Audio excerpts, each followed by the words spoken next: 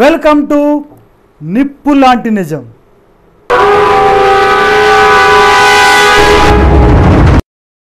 మాతృభూమి పరాయి పాలకుల చేతిలో బందీ అయ్యింది.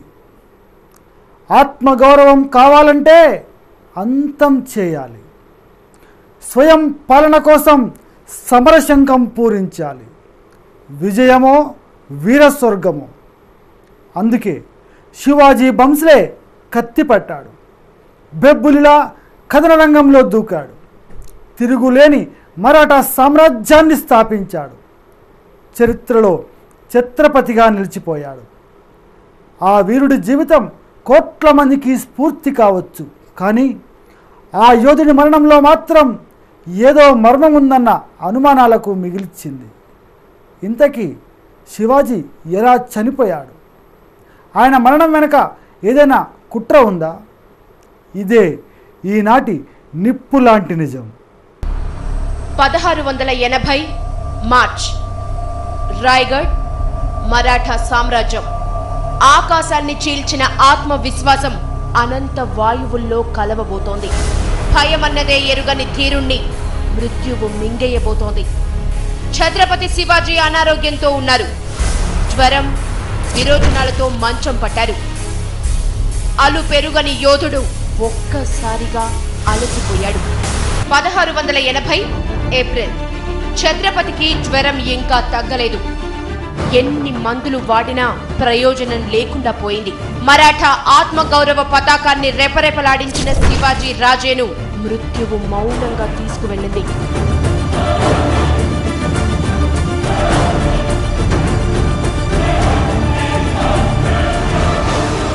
స్వయం పాలన కోసం భారత గడ్డపై నినదించిన తొలి గొంతు శివాజీ. ఆత్మ గౌరవం కోసం బిగుసుకున్న తొలి పిడికిలి శివాజీ. యుద్ధ రంగంలో ఎన్నో విజయాలు సాధించాడు. అపజయాల మెట్ల నుంచి గెలుపు శిఖరాన్ని అందుకున్నాడు. శివాజీని చంపాలని ఎంతో మంది అనుకున్నారు, కానీ చంపలేకపోయారు. చివరకు మృత్యువు ముందు ఛత్రపతి తలదించుకున్నాడు.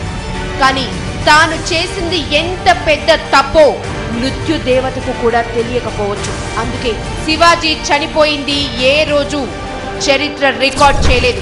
శివాజీ డెత్ డేట్ పై స్పష్టత లేదు.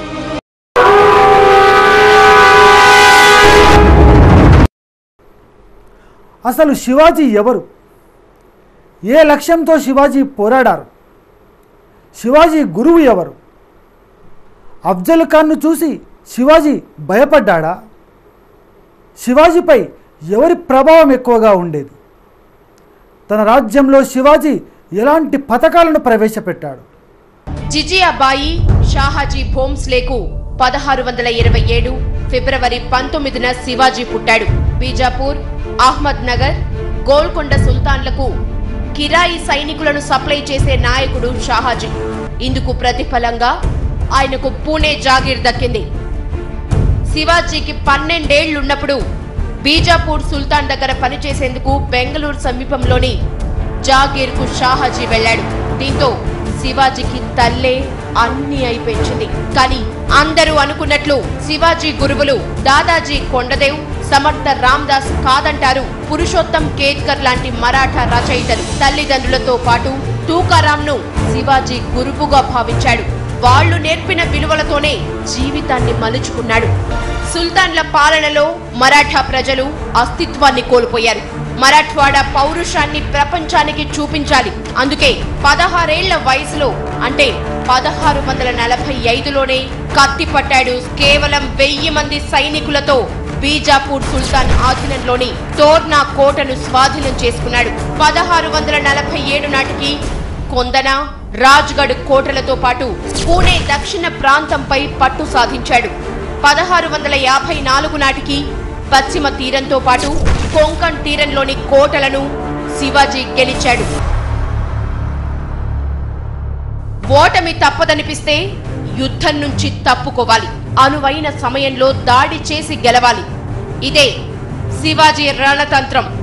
దీన్నే గెరిల్లా పోరాటం అంటారని ప్రపంచానికి తెలియకముందే శివాజీ దాన్ని అమలు చేశాడు. శివాజీని బంధించి తీసుకురావాలని 1659లో బీజాపూర్ సుల్తాన్ తన సేనాని అఫ్జల్ ఖాన్ను పంపాడు. 29,000 మంది సైన్యం, 10,000 అశ్వక దళంతో వచ్చిన అఫ్జల్తో ముఖాముఖి తలపడితే ఓటమి తప్పదని భావించిన శివాజీ వెనకడుగు వేశాడు. గెరిల్లా పోరాటం మొదలుపెట్టాడు. చర్చలకు రమ్మన్న అఫ్జల్ పిలుపుతో శివాజీ ఒంటరిగా వెళ్లాడు. కానీ ప్రమాదాన్ని ముందే ఊహించి అన్ని జాగ్రత్తలు తీసుకున్నాడు.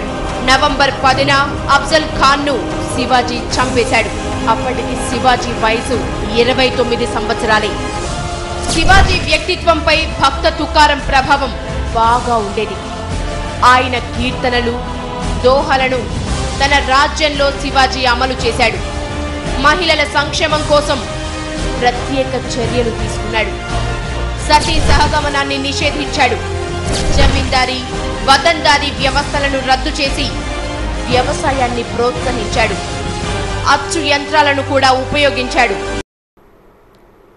శివాజీ ముస్లింలను ద్వేషించాడా? మొఘళ్లతో వైరం ఎందుకు వచ్చింది? ఆగ్రా నుంచి శివాజీ ఎలా తప్పించుకున్నాడు? ఛత్రపతి సైన్యంలో కీలక స్థానాలలో ఎవరెవరు ఉండేవారు? శివాజీ పట్టాభిషేకాన్ని ఎవరు బహిష్కరించారు? ఎందుకు బహిష్కరించారు? రాజకీయాల్లో శాశ్వత మిత్రులు, శాశ్వత శత్రువులు ఉండరన్న మాటను శివాజీ ఆచరించి చూపించాడు. 1657 వరకు మొఘల్ సామ్రాజ్యంతో శివాజీకి మంచి సంబంధాలే ఉండేవి. బీజాపూర్ సుల్తాన్పై యుద్ధానికి వెళ్తున్న ఔరంగజేబుకు సాయం చేయటానికి శివాజీ ముందుకొచ్చాడు. అందుకు ప్రతిఫలంగా బీజాపూర్ కోటను ఇమ్మన్నాడు. ఇందుకు ఔరంగజేబు ఒప్పుకోలేదు. 1657 మార్చిలో శివాజీ అనుచరులు మొఘల్ సామ్రాజ్యంలోని అహ్మద్ నగర్ పై దాడి చేశారు.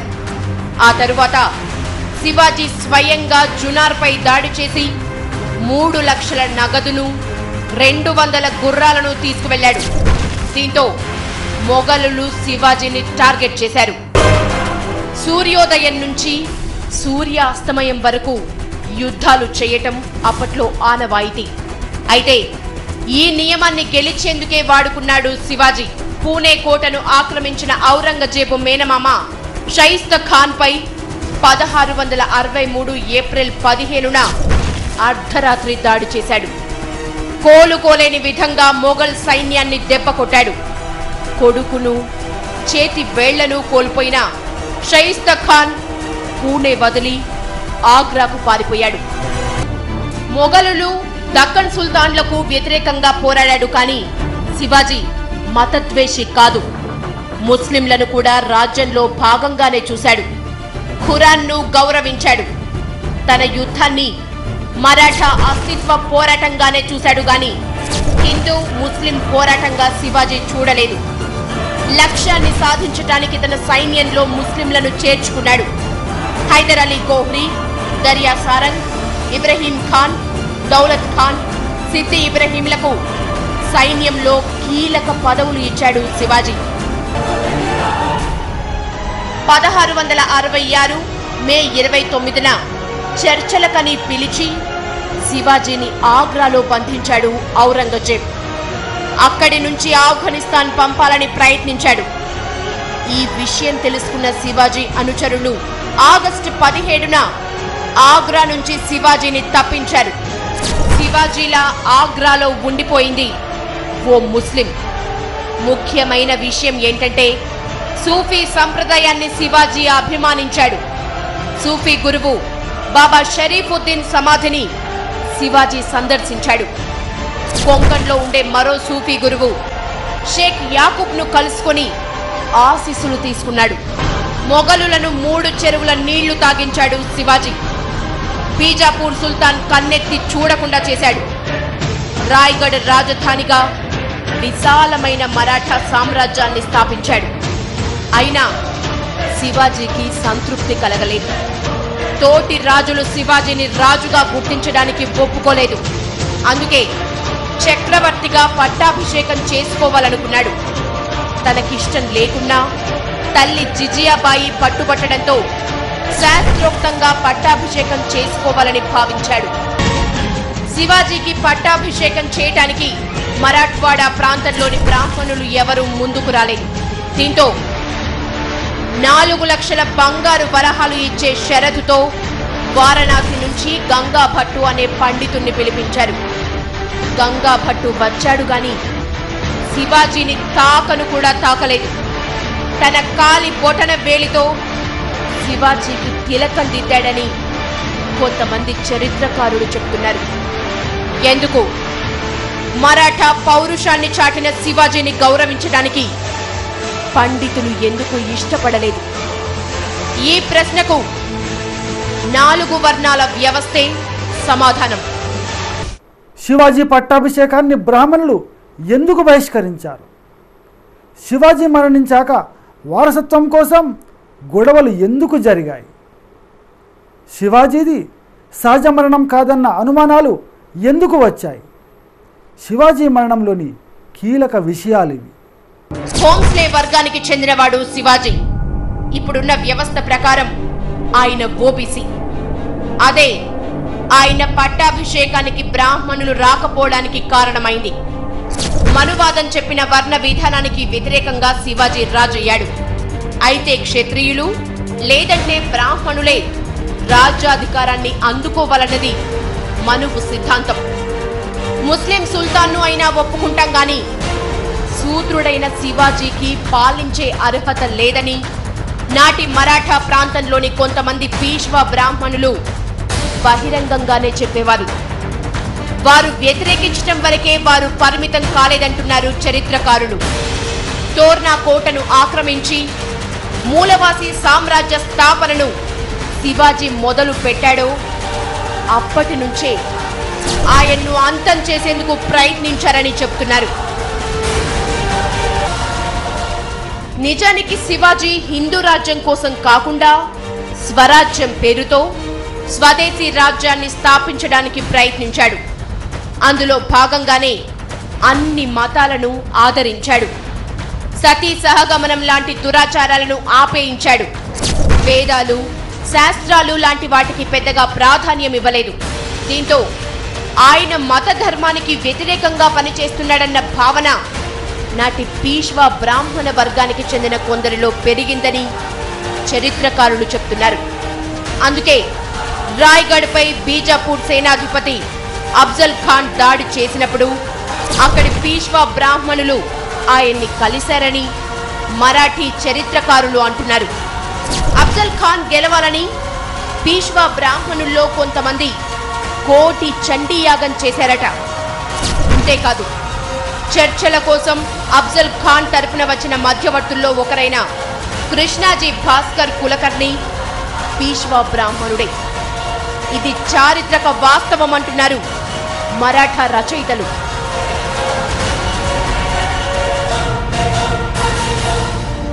శివాజీని అంతం చేయాలని ప్రయత్నిస్తున్న కొంతమందికి ఆయన రెండో భార్య సోహ్రాబాయి ఆయుధంగా మారింది. శివాజీకి 2 కొడుకులు. మొదటి భార్య కొడుకు సంభాజీ, సోహ్రాబాయి కొడుకు రాజారాం. శివాజీ బతికి ఉన్న రోజుల్లో సంభాజీకి చాలా ప్రాధాన్యం ఉండేది. సైనికుల్లో చాలా మంది అతడి అనుచరులే. శివాజీ తరువాత తన కొడుకు రాజారాం మరాఠా సామ్రాజ్యానికి చక్రవర్తి అవుతాడని భావించిన సోహ్రాబాయికి సంభాజీ అడ్డుగా కనిపించాడు. శివాజీ కూడా పెద్ద కొడుకుకే ప్రాధాన్యం ఇవ్వడంతో సోహ్రాబాయి మరోలా ఆలోచించింది. ఆమె ఆలోచనలు దారి తప్పటంలో కొంతమంది పీష్వా బ్రాహ్మణుల ప్రమేయం ఉందన్న వాదనలున్నాయి. శివాజీ మరణంపై పురుషోత్తం కేత్కర్తో పాటు చాలా మంది మరాఠీ రచయితలకు అనుమానాలున్నాయి. వాళ్ల వాదన ప్రకారం జ్వరంతో శివాజీ మంచం పట్టడాన్ని అనువుగా మార్చుకోవడానికి పీష్వా బ్రాహ్మణుల్లో కొంతమంది ప్రయత్నించారు. సోహ్రాబాయిని కలిసి శివాజీని చంపాలని చెప్పారు. శివాజీ బతికి ఉంటే రాజారాం ఎప్పటికీ చక్రవర్తి కాలేడని చెప్పారు. శివాజీ చనిపోయాక ఔరంగజేబుతో సంధి కుదుర్చుకొని రాజారాంను గద్దెనెక్కిస్తామని ఆమెకు నచ్చజెప్పారు. కొడుకును రాజుగా చూడడమే లక్ష్యంగా మార్చుకున్న సోహ్రాబాయి ఈ కుట్రకు ఒప్పుకుంది. అందుకే విషమిచ్చి శివాజీని చంపేసిందని కొంతమంది నమ్ముతారు. శివాజీ చనిపోవడంతోనే హడావుడిగా ఏప్రిల్ 21న 10 ఏళ్ల రాజారాంను రాజుగా ప్రకటించింది జోహ్రాబాయి. ఆ ముచ్చట ఎన్నో రోజులు నిలవలేదు. శివాజీ చనిపోయాక ఆవేదనతో రాయ్గఢ్ను వదిలిపెట్టిన సంభాజీ ఆ తరువాత అనుచరుల ఒత్తిడితో కోటను స్వాధీనం చేసుకున్నాడు. రాజుగా ప్రకటించుకున్నాడు. రాజారాంతో పాటు జోహ్రాబాయిని జైలుకు పంపాడు. సంభాజీ చనిపోయాక రాజారాం మరాఠాల రాజయ్యాడు. ఆ తర్వాత సంభాజీ కొడుకు సాహు సింహాసనం ఎక్కాడు. సాహుతో శివాజీ వంశ పాలనకు తెరపడింది. దురాశకు కుట్ర తోడయ్యింది. అందుకే శివాజీ అంతమయ్యాడు. ఓ మూలవాసి చక్రవర్తి కావడాన్ని సహించలేని అగ్ర కులస్తులే శివాజీని చంపేశారన్న వాదనలు ఉన్నాయి. శివాజీ జీవితం, ఆయన సాధించిన విజయాలు చరిత్రలో తప్పుగా ఓ మతానికి వ్యతిరేకంగా రికార్డయ్యాయన్న విమర్శలు ఉన్నాయి. అందుకే వాటిని సరిదిద్దడానికి ఇప్పుడిప్పుడే కొంతమంది రచయితలు ప్రయత్నాలు మొదలుపెట్టారు. అందులో భాగంగానే శివాజీ మరణంలోని మిస్టరీ బయటపడింది. ఇది ఈనాటి నిప్పు లాంటి నిజం. మరో ఎపిసోడ్లో మళ్ళీ కలుద్దాం. కీప్ వాచింగ్ మీ టీవీ. Bye bye.